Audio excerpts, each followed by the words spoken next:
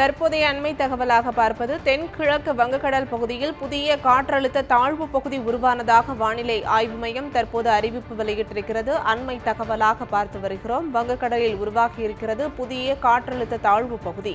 தெற்கு வங்கக்கடலில் மத்திய பகுதிகளில் புதிய காற்றழுத்த தாழ்வு பகுதி உருவானதாக வானிலை ஆய்வு மையம் தற்போது அறிவிப்பு வெளியிட்டிருக்கிறது.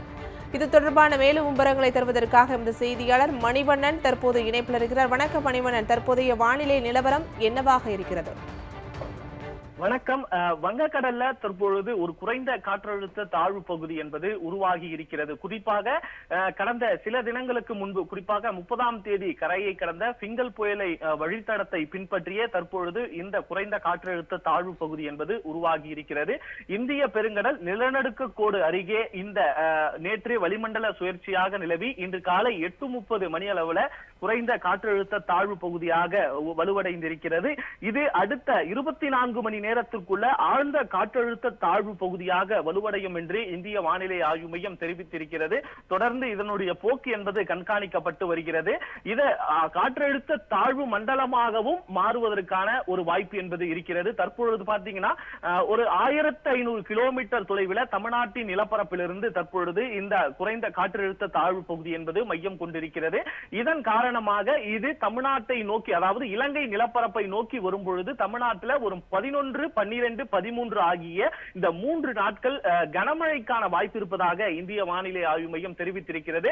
தமிழ்நாட்டில் மீண்டும் வடகிழக்கு பருவமழையின் 5வது சுற்று மழை என்பது இந்த நிகழ்வால் கொடுக்க இருக்கிறது. குறிப்பாக டெல்டா மாவட்டங்கள், தென் மாவட்டங்களில் மழைக்கான வாய்ப்பு என்பது இருக்கிறது. இந்த குறைந்த காற்றழுத்த தாழ்வு பகுதி காற்றழுத்த தாழ்வு மண்டலமாகவோ அல்லது ஆழ்ந்த காற்றழுத்த தாழ்வு மண்டலமாக வலுவடைந்து இலங்கை அருகே வந்து அதனுடைய போக்கு என்பது மேல் நோக்கி நகர்னால் தமிழ்நாட்டிற்கு நல்ல மழை பொழிவு என்பது இருக்கிறது.